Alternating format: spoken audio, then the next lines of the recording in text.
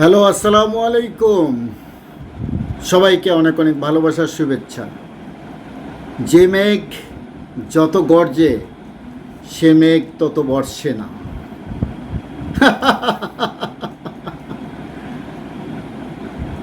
ঘরের কর্নারে বসে হুঙ্কার দিলেই মনে করো যে সব সমাধান হয়ে গেল, এমনটা না।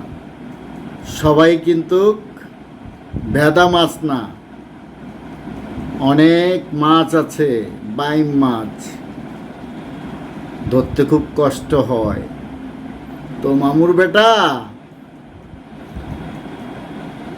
দিনে দিনে কয় দিনে মাস হয়, আর কয় মাসে বছর হয়, আর কয় বছরে যুগ হয়, কত সেকেন্ডে মিনিট হয়, আর কত মিনিটে ঘন্টা হয়, আর কত ঘন্টায় দিন রাত হয়, আর কত দিন রাতে মাস হয়।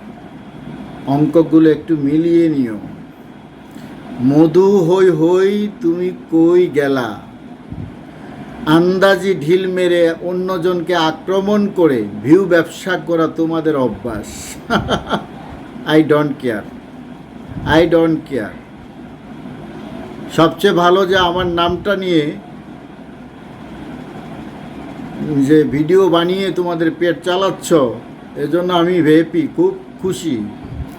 তোমাদের মতো অনেক আবালদের এক সময় কি করব, মানে বলার ইচ্ছা করে না, রুচি নাই তো, রুচি নাই তো। কথায় বলে না, অতি বড় হইও না, ঝড়ে ভেঙে যাবে, আর বেশি ছোট হইও না, ছাগলে খাবে। টুডে টুমোরো তুমি যা করবা তার পাল্টা জবাব পাবাই।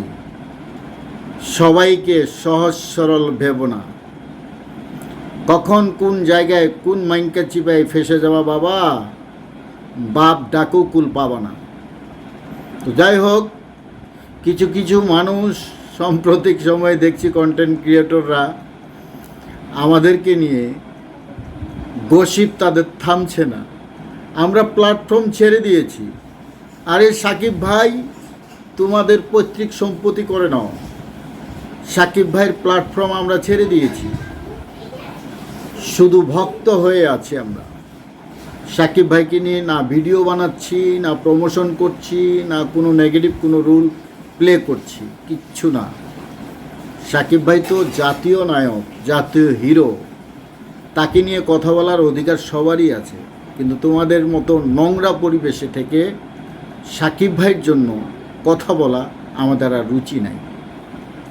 তবে সবসময় শুভকামনা জানাবো।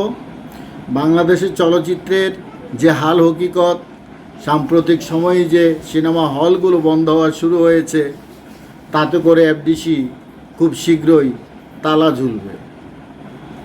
আর বাংলাদেশের ঢাকা সিটির মধ্যে যে বিএফডিসি আছে, এটা আর এখানে রাখার দরকার নেই। কারণ এখানে রাত হলে নেমে আসে অন্ধকার জগতের আড্ডা। সেই কারণ বাজার থেকে তেজগাঁও রেল বস্তির যত রকমের অনৈতিক কর্মকাণ্ড হয়, এই এফডিসির ভিতরে তাহার বহিঃপ্রকাশ। বিধায়টা এখানে রাখার দরকার নেই। কারণ যেহেতু গাজীপুর পুবাইলে ফিল্ম সিটি হচ্ছে, সেহেতু এটা ক্লোজ করে দিয়ে কোনো ইন্ডাস্ট্রিয়াল জায়গা করা হোক, অথবা মেট্রো রেলের জায়গা করে দেওয়া হোক, অথবা ইনকামের সোর্স তৈরি করা হোক। অযথা এখানে পাপ তৈরি করে পাপের কারখানা তৈরি করার কোনো প্রয়োজন নেই। রাত হলেই সেখানে রাতের আধারে একেবারে প্রস্টিটিউটদের আড্ডা শুরু হয়ে যায়। সিনেমা হলগুলো বন্ধ হয়ে যাচ্ছে। সাধারণ মানুষ যারা সিঙ্গেল স্ক্রিনে সিনেমা দেখত, সেই দর্শকরা হয়তোবা সিনেমার স্বাদ টেলিভিশনের পর্দা ছাড়া নিতে পারবে না। কারণ সিনেপ্লেক্সে সাধারণ মানুষ, খেটে খাওয়া মানুষের যাওয়ার যোগ্যতা নেই, সেদিকে কোনো দৃষ্টি নেই। আর বাংলাদেশে কিছু ভক্ত রয়েছে যারা বুঝে না, সুঝে না, মাথার মধ্যে কোনো ঘেলু নাই, সুযোগ পাইলেই ভাই ভাইয়ের মাংস কামড়ে খাচ্ছে, আক্রমণ করছে। এরা কারা? এরা কোত্থেকে এলো? সব মাসুদরা নিউ বাংলাদেশে ভালো হয়ে গেল, এই মাসুদরা ভালো হবে না? হাসি পাচ্ছে, আমার হাসি পাচ্ছে খুব। কে কাকে হুমকি দিল, কি করলো না করলো, আই ডোন্ট নো। কিন্তু সেখানে দেখে আমার নাম জড়াই দিচ্ছে। আরে বেটা, আমার থেকে বেশি প্রতিবাদ করছো তুমি, আমার থেকে বেশি লড়াই করছো, আমার থেকে বেশি মামলা করছো, মামলা খাইছো? কাও নাই।